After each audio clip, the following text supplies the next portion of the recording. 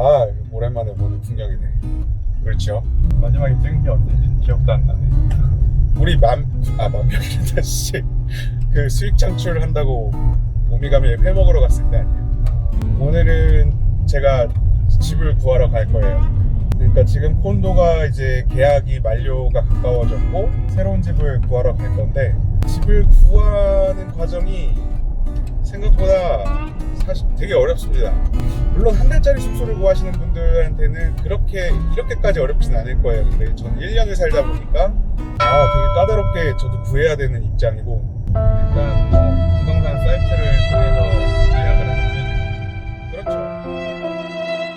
안녕하세요, 태아남입니다. 나레이션으로 뵙는 건 또 오랜만이네요. 사실 이날 차 안에서 숙소 찾기를 주제로 영상을 찍었습니다만 영상에 컷 편집을 하면서 너무 내용 없이 길게 흘러가는 부분이 많아서 그냥 다시 녹음하기로 했습니다. 일단 저의 경우에 1년을 산 콘도의 계약이 끝나가기 때문에 다음 1년을 살 집을 찾아야 하는 입장인데요. 그간 제 채널 영상들에 꾸준히 한 달 살기 숙소 구하기 영상을 올려달라 라는 요청이 있기도 했고, 제가 직접 숙소를 구하는 과정에서 꿀팁을 알려드리려고 합니다. 집을 구하는 방식 자체는 크게 보면 한국과 다를 게 없습니다. 매물을 찾고 살펴보고 계약을 하는 거죠. 조금만 더 자세히 말해볼까요? 인터넷에서 매물을 검색해보고 에이전트와 상의해 약속을 잡은 다음 집을 살펴보고 괜찮다 싶으면 계약서에 사인을 하는 거죠. 어려울 게 없는 이 과정이 태국이기 때문에 조금 다른 방식으로 접근해야만 하는데요. 차근차근 한번 살펴봅시다. 가장 먼저 기준을 잡으셔야 하는데요. 한국에서 원룸이나 아파트, 주택, 오피스텔을 고르는 기준은 명확하죠. 일단 위치, 내 생활권에서 얼마나 가까운가, 가격, 내 예산 안에서 구할 수 있는 집인가, 크기, 집 구조는 어떻고 가구와 가전은 어떻게 구비되어 있는가, 이외에도 근처에 시장이나 마트가 있는지, 난방과 온수는 잘 나오는지, 집이 오래되지는 않았는지 등 여러가지 따져야 할 것들이 정해져 있습니다. 태국 푸켓에서도 이러한 기준들은 비슷합니다만 디테일한 부분이 조금씩 다른데요. 예를 들어 한국에서는 환기가 잘 되고 볕이 잘 드는 남향을 선호하시겠지만, 동남아, 태국에서는 해를 피해 북향을 선호하는 것이 일반적입니다. 그리고 날씨가 덥다 보니까 에어컨은 필수이지만 겨울이 없으니 보일러는 선택사항이죠. 온수 샤워를 선호하시는 분들도 계시겠지만 다 마음에 드는데 보일러가 없다고 피할 필요는 없다는 뜻이죠. 마지막으로 부엌, 무려 부엌이 없는 집들이 꽤 많습니다.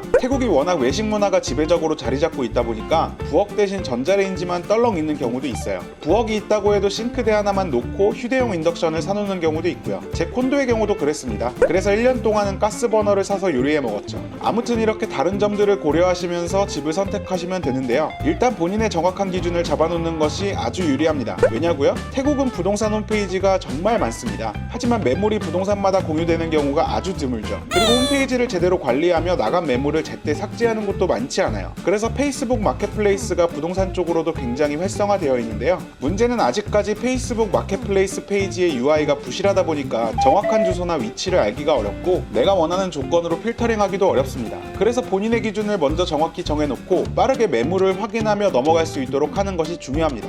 일단 제 기준은 월세가 60만원, 그러니까 15,000바트를 넘지 않는 선에서 주택과 콘도를 전부 알아봤고요. 가장 중요한 기준은 위치였습니다. 1년 동안 제일 유명한 관광지인 빠통에서 살았으니까 이번엔 타운 쪽에서 살고 싶다는 생각으로 타운 근처의 숙소를 알아보기로 했습니다. 특히 저는 오토바이나 차를 가지고 있지 않으니까 걸어가거나 오토바이 택시를 타고 갈 만한 거리에 많은 것들이 있는 위치를 택했습니다.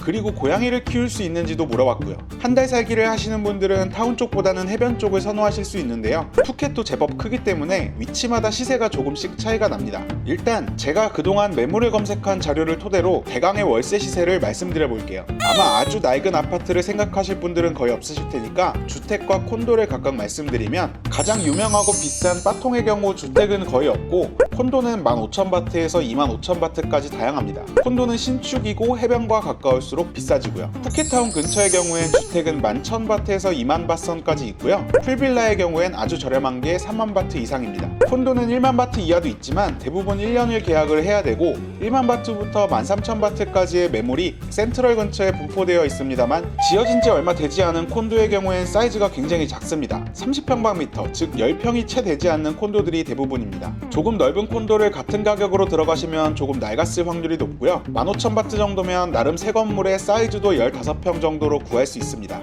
빠통비치가 아닌 라와 하와이, 나이안, 라구나비치의 경우엔 가격이 빠통에 비해 상당히 저렴한데요. 관광객이 붐비는 곳보다는 한적한 곳이 좋으신 분들은 이곳들로 찾아가시는 것도 나쁘지는 않을 것 같습니다. 물론 제가 말씀드리는 가격은 각 부동산 사이트와 페이스북 페이지를 참고한 것이니까 아마도 현지에 사시는 교민분들을 통해서 소개받으시거나 하면 훨씬 더 저렴한 가격에도 가능할 수 있습니다. 그럼 매물을 찾는 방법에 대해서 말씀드려 볼까요? 저는 일단 구글에 푸켓 렌트 프로퍼티라고 검색을 해서 부동산 사이트를 5-6군데 정도 돌아보면서 매물을 확인했는데요. 부동산 사이트들은 나름대로 필터링도 자세하게 가능합니다. 국내 직방 같은 어플처럼 지도 기반의 편한 UI는 아니라서 푸켓의 지명을 어느 정도 알고 있어야 찾기가 편하실 텐데요. 사이즈와 대강의 위치, 가격, 거주 형태 등을 필터링한 다음 사진을 보면서 마음에 드는 매물을 발견하면 각 매물 정보에 나온 전화나 이메일로 연락을 취합니다. 좋은 부동산 사이트 경우에 곧 연락이 옵니다만 대부분 답신이 오기까지 만 하루가 걸렸습니다. 한국 같으면 야 이거 장사하려는 마음이 있긴 한 건가? 라고 생각하시겠지만 뭐 태국이니까요. 제가 이번에 이용했던 부동산 사이트들은 설명란에 남겨놓을 테니까 필요하신 분들은 확인하시면 되겠습니다. 페이스북의 경우엔 마음에 드는 매물을 올린 중개사나 집주인에게 패매, 그러니까 페이스북 메시지를 보내시면 되게 빠르게 답신이 옵니다. 지금 이 매물이 나갔습니까? 영어로 Is this property available? 이라고 보냈을 때 가능하다는 답신을 받으시면 어느 날짜에 직접 보고 싶다고 약속을 정하시고 자세한 주소를 받으신 뒤 직접 찾아가서 보시고 계약하시면 됩니다. 물론 한 달 살기를 하시는 분들은 직접 보시기가 어려우실 수 있으니 보다 자세한 사진 등을 요구하신 다음 정하셔도 됩니다. 저는 이렇게 대략 10여 개의 매물에 대해서 문의를 했고 에이전트와 연락이 다 최종적으로 보게 된 매물이 총 3개였는데요. 지금 보시는 매물이 처음에 봤던 레지던스형 건물의 필로티 1층입니다. 콘도와 비슷하게 수영장과 공공시설들이 확보되어 있고 콘도보다 조금 더 넓은 구조의 집이었습니다. 지어진 지 5년이 채 안 된 나름 새 건물이었는데요. 깔끔한 인테리어랑 부엌을 갖추고 있고 평소 영상 편집 작업을 집에서 주로 하는 저로서는 침실과 분리된 구조가 마음에 들었습니다. 나름 탁 트인 천고도 좋았고요. 한 가지 단점이 보일러가 없어서 온수가 나오지 않는다는 것이었어요. 두 번째로 본 매물은 바로 같은 건물의 꼭대기층이었는데요. 베란다가 기역자로 집을 둘러싸고 있어서 상당히 넓었고 세탁기도 있었고요. 무엇보다 전경이 굉장히 좋았습니다. 높은 건물이 주변에 없기 때문에 시야에 들어오는 풍경이 굉장히 많았네요. 냉장고도 크고 온수도 잘 나와서 아주 마음에 들긴 했습니다. 다만 꼭대기층은 햇빛이 강한 동남아에서는 다른 층에 비해서 굉장히 덥다는 단점이 있죠. 유닛당 전기세가 다른 곳에 비해 조금 더 세기 때문에 꽤나 비싼 전기세를 내야 할 것 같았습니다. 마지막에 본 매물은 무반, 그러니까 한국의 타운하우스였는데요. 일단 월세가 가장 저렴하고 바로 주변에 식당과 시장, 마트가 있어서 위치가 너무 좋아서 염두에 두고 있던 곳이었는데 청소 전이라고 해도 겉에 비해 상당히 낡고 지저분한 집이었죠.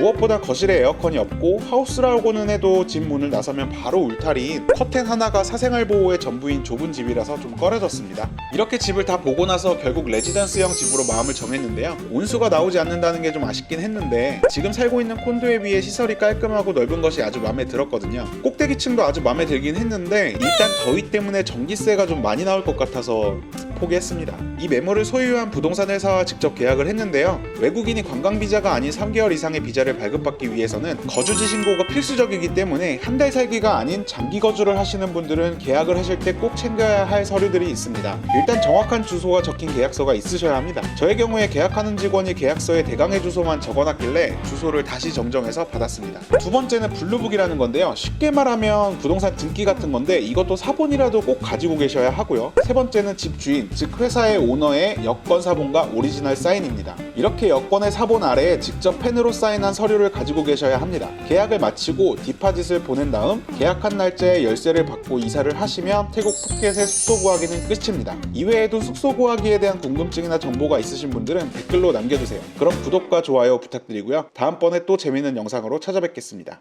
끝!